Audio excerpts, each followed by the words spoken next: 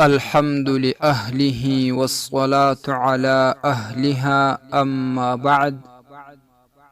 معززو یورور د سعودي نه پوښتنه کړې ده چې قضای لمونځ راګرځول په کم وخت کې مکروه دي؟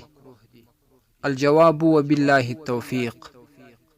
محترمه البحر الرائق کې امام ابن نجیم رحمه الله وای ثم ليس للقضاء وقت معين.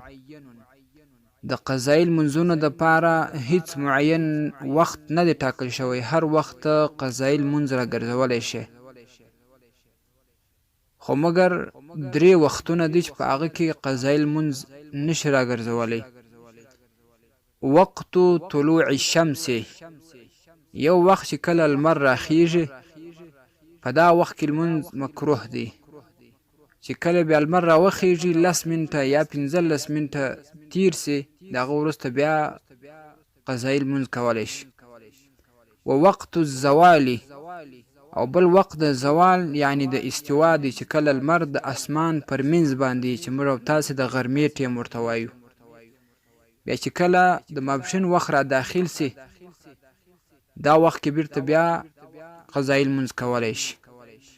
و وقت الغروب، او بل وخت د لمر لویدلو دی، چې کله لمر لویږي.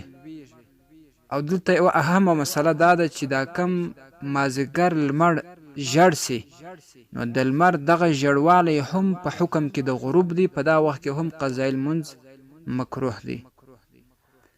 نو په دغه وختونو کې لمونځونه جایز نه دي. د دې څخه بغیر نور ټول وختونو کې ته قضای لمونځ راګرځولی شي.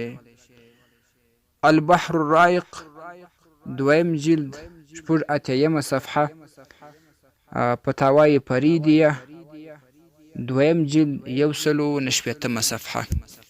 السلام علیکم ورحمة الله وبرکاته. ستاسې د اسلامي پوښتنو جوابونکی مفتی حکیم الله صابر الحنفي صاحب.